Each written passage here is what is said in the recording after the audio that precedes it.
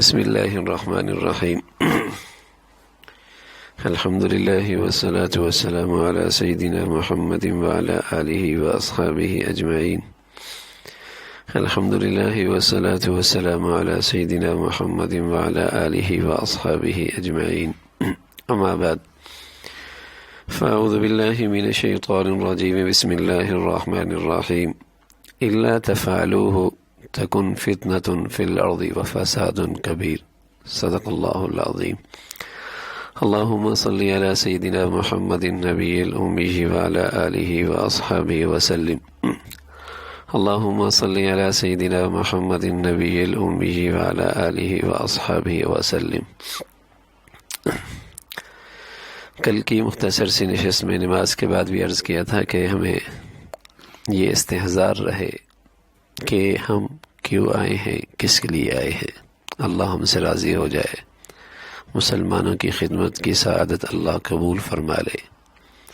عرض کیا تھا آج ہمارا یہ سفر ہم الحمدللہ ثم الحمدللہ ایک ہی دن میں یہاں آج شام کی اس جگہ پر، جو شام ترکی کے اس جگہ پر جو بالکل شام کی سرحد پر ہے، اور ابھی انشاءاللہ تھوڑی دیر میں ہم شام کے اندر جو یہ علاقے ہیں آزاز، چوبان، راعی، جو شام کے اندر کے حصے ہیں چند کلومیٹر کے پر سرحد سے آگے انشاءاللہ ابھی ہم نکلنے والے ہیں.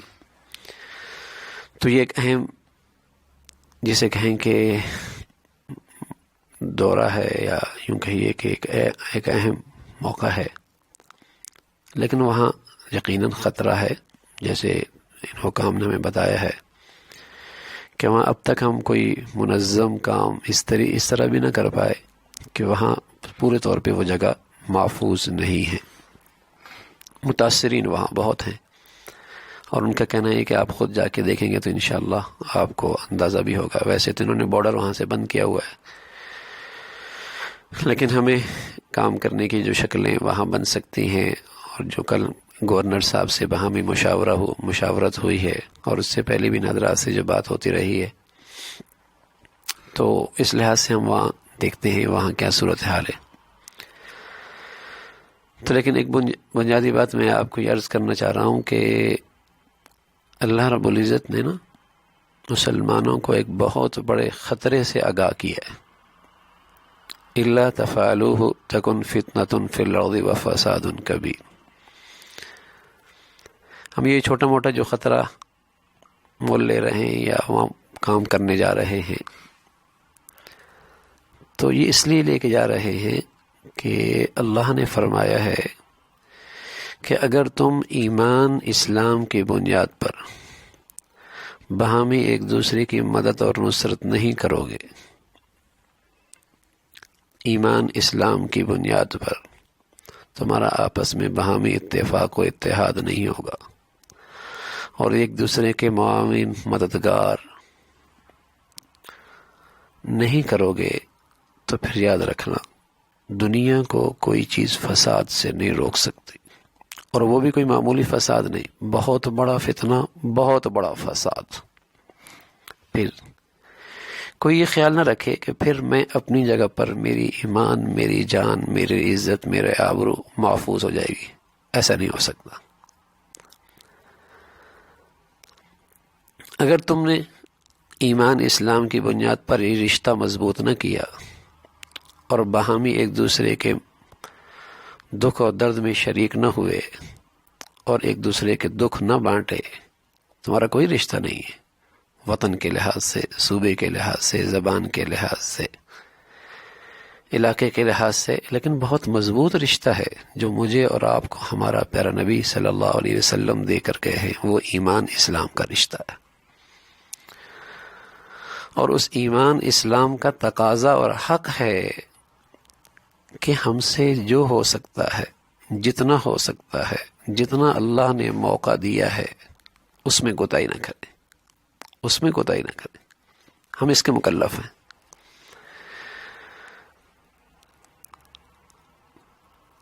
بس اوقات کوئی مسلمان کی ایمان اسلام کی بنیاد پر خدمت کرنے کے لیے نکلتا ہے نا، تو اسے یہ آوازیں سننی پڑتی ہیں کہ اپنا علاقہ، اپنا ملک، اپنی قوم، اسے نہیں دیکھتے۔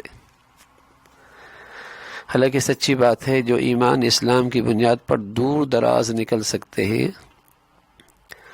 تو یقیناً وہ اپنے علاقوں کے اندر بھی اور اپنے شہروں کے اندر بھی اور اپنے قوم کے لیے بھی اپنی صلاحیتوں سے، اپنی استعدادوں سے، اپنے وسائل سے زیادہ خدمت کرتے نظر آتے ہیں۔ ایسا نہیں کہ وہ نظر انداز کر دیتے، لیکن وہ ایمان اسلام کا بھی تقاضا سمجھتے ہیں کہ اس کا حق کیا ہے، کہ اللہ نے اگر انہیں موقع دیا ہے، ان کے لیے سہولت رکھی ہے، ان کو اللہ نے راستہ دیا ہے، تو وہ ایمان اسلام کے لحاظ سے جو ان پر حق بنتا ہے اس تقاضے پہ کتنے کھڑے ہو رہے ہیں۔ اور یہ بات مسلمانوں کی قوت، طاقت، باہمی اور قوت اور طاقت اور استحکام اور عروج کا ایک بہت بڑا سبب ہے کہ یہ آپس میں وہاں میں ایک دوسرے کی مدد اور نصرت کرتے ہیں۔ لیکن جو لوگ ہمیں مٹانا چاہتے ہیں، جو ہمیں ایک آنکھ ہماری ترقی، ہماری خوشحالی، ہماری ایمانی زندگی جنہیں گوارا نہیں ہے، وہ بھی اس بات کو خوب جانتے ہیں کہ اگر انہیں کمزور رکھنا ہے اور انہیں ایمان اسلامی زندگی سے محروم کرنا ہے تو پھر اس کا ایک راستہ کہ انہیں باہمی نفرتوں کے اور چھوٹے چھوٹے گروہوں میں، تعصب میں، لسانیت میں، وطنیت میں، فرقہ واریت کی گروہ بندیوں میں تقسیم کر دو۔ جب یہ تقسیم ہو جائیں گے اور ایک دوسرے کا غم نہیں کھائیں گے، ایک دوسرے کے لیے ایمان اسلام کے لیے نہیں کھڑے ہوں گے، پھر ایک ایک کر کو اچک لینا آسان ہے۔ پہلے ان کی بستیوں کو، ان کے گھروں کو برباد کر دو، اور پھر جو بچے کچے سڑکوں پہ آ جائے، گلیوں میں آ جائے، روڈوں پہ آ جائے، پھر انہی کے پاس، انہی کی تنظیمیں، انہی کی NGOs مختلف انداز میں بس اوقات آتی ہیں اور دواؤں کے نام سے، غذا کے نام سے، لیکن پیش نظر کیا ہوتا ہے؟ یہ ایمان سے انہیں محروم کر دیا جائے۔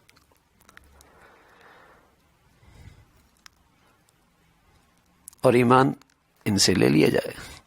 پوری دنیا میں یہی ہو رہا۔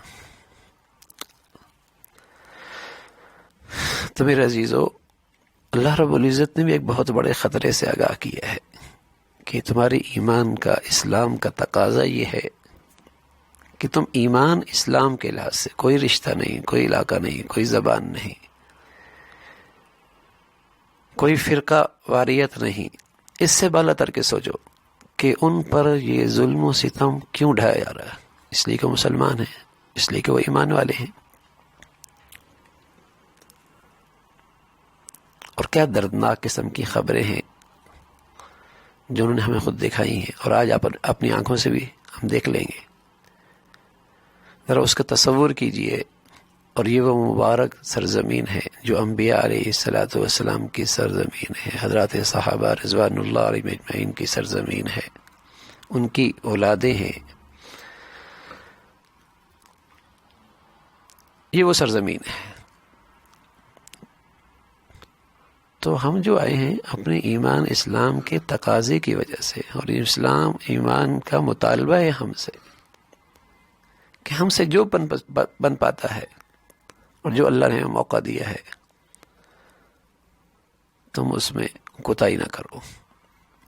تو اللہ سے دعا بھی کرو کہ اللہ رب العزت ہمیں صحیح طور پہ کام کرنے کی توفیق نصیب فرمائے، اور دل ہی دل میں اللہ کی طرف متوجہ رہو، دل ہی دل میں، کہ اللہ وہاں اندر بھی اللہ کوئی ایسی شکلیں بنا دے کہ وہاں لاکھوں، انہوں نے بتایا کہ لاکھوں آدمی ان کے پاس زندگی کی ضروریات بھی نہیں ہیں، ہم ان کے لیے کیا خدمت کر سکتے ہیں؟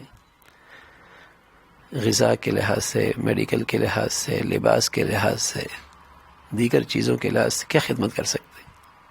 اللہ سے مانگتے بھی رہیں۔ تو اللہ رب العزت ہم سب کو اپنی رضا کے مطابق اس کے لیے قبول فرمائے، ہر قسم کے فتنوں سے، شر سے محفوظ فرمائے۔ وآخر دعوانا الحمد للہ رب العالمین۔